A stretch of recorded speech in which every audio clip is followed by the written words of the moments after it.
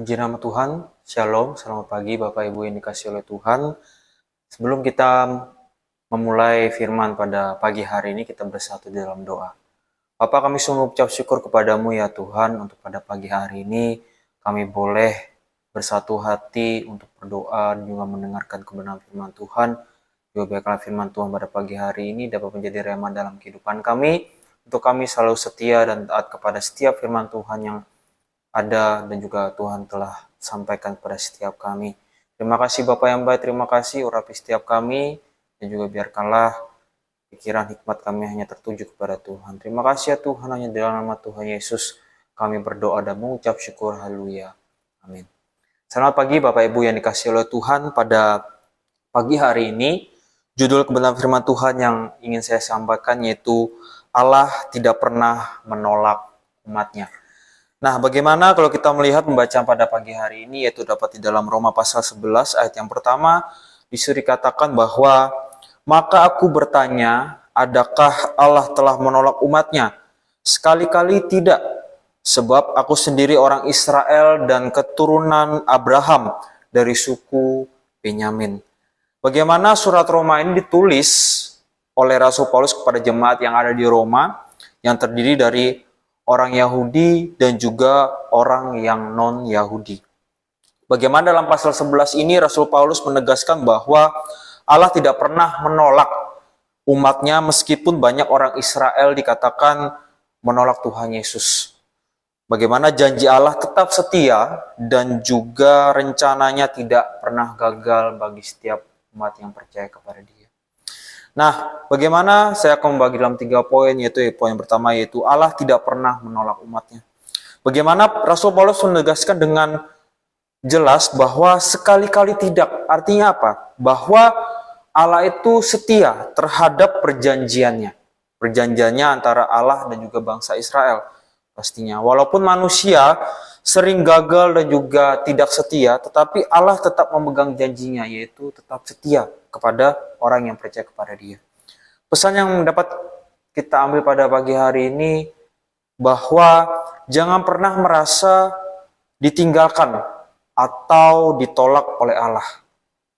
Sebab apa? Sebab kasih setianya itu kekal, tidak pernah meninggalkan kita. Bahwa Allah itu tetap setia awal hingga akhirnya. Kalau kita boleh mencontoh dari kehidupan Rasul Paulus, bagaimana Rasul Paulus menjadi bukti nyata bahwa Allah tidak menolak Israel, dan juga pastinya yaitu adalah orang Yahudi yang sejati. Bagaimana Rasul Paulus dipakai oleh Tuhan untuk memberitakan Injil kebenaran firman Tuhan. Bagaimana ia dipakai oleh Tuhan secara luar biasa untuk memberitakan Injil kebenaran firman Tuhan. Kita harus mengambil contoh dari Rasul Paulus bahwa siapapun kita, siapapun latar belakang kita, bahwa Tuhan itu dapat memakai orang yang percaya kepada Dia pastinya untuk dipakai secara luar biasa untuk kehidupannya, untuk rencana yang besar kemudian hari.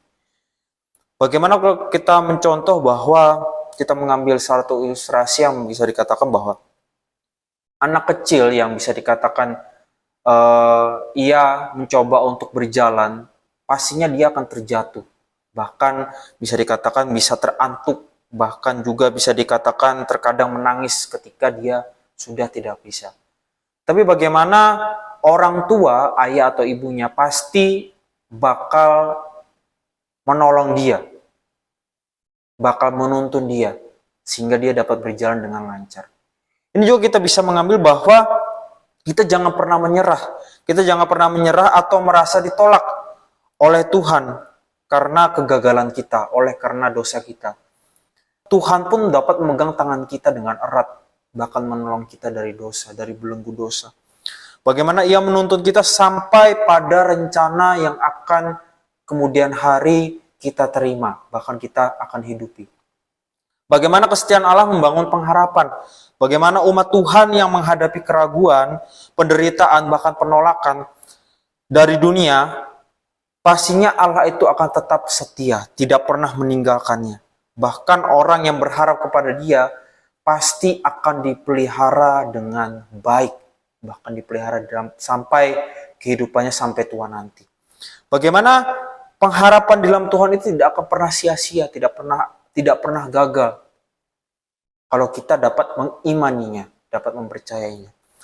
Nah, pertanyaan sekarang bagi kita semua bagaimana? Apakah kita pernah merasa Tuhan itu menolak kita? Pasti tidak pernah. Bahwa Tuhan itu bakal merangkul kita, dapat menggendong kita. Itulah yang dapat kita percayai. Seburuk-buruknya orang, kegagalannya, bahkan kemerosotannya, bagaimana kita satu percaya dan yakin bahwa Tuhan itu selalu menyertai kita. Nah, kesimpulan apa yang dapat saya ambil melalui Roma pasal 11 ayat pertama ini, bahwa Rasul Paulus ingin menyampaikan kepada kita semua bahwa kita ini harus bergantung bersama dengan Tuhan. Bagaimana Allah itu tidak pernah menolak umatnya. Bagaimana Allah itu tetap menolong, bahkan Dia setia sampai mati di atas kayu salib. Inilah yang harus kita percaya sebagai orang percaya kepada Kristus. Kita mau tetap setia awal hingga akhirnya. Kali kedua Tuhan Yesus datang untuk kedua kalinya, dan juga kita harus percaya bahwa kita sebagai orang yang setia kepada Tuhan selalu setia sampai akhir. Amin firman Tuhan, kita bersatu dalam doa. Bapa, kami sungguh mengucap syukur kepadamu ya Tuhan, untuk pada pagi hari ini kami boleh diberikan kesempatan untuk mendengar kebenaran firman Tuhan, bahwa Allah tidak pernah menolak setiap kami yang bisa dikatakan gagal dan juga tidak pernah berkenan di hadapan Tuhan. Tapi kami percaya dan yakin Tuhan, bahwa Tuhanlah yang dapat menerima kami apa adanya. Terima kasih ya Tuhan, berkatilah setiap kami yang telah mendengar menerima pada pagi hari ini. Kau memberkati pekerjaan kami, aktivitas kami pada pagi hari ini, untuk kami selalu disertai oleh Tuhan awal hingga akhir ya Tuhan. Terima kasih Bapa yang baik, terima kasih ya Tuhan. Inilah doa ucapan syukur kami perlaskan doa kami ini hanya di dalam nama Tuhan Yesus. Kami berdoa dan mengucap syukur, haleluya, amin.